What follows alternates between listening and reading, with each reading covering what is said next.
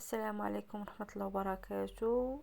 سعد المجرد في دبي على موعد مفاجأة كما كيقول هو سارة مع الجمهور ديالو مع أغنية جديدة كيحضر ليها باش أول ظهور ليها أو تقديم ليها يكون إن شاء الله في دولة الإمارات.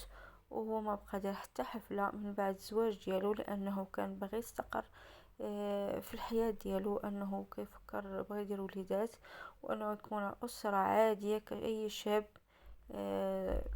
ناضج في حياته وبغى يدير وليدات.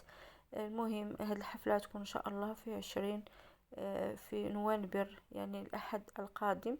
وحفل كبير إن شاء الله يكون في الإمارات، وأنه يفاجئ فيه الجمهور ديالو والمتتبعين ديالو، وأنها تكون مفاجأة سارة بعد غياب طويل لأنه مبقى خدم حتى من شهر تسعود بعد الزواج ديالو في فرنسا من صديقته غيتا.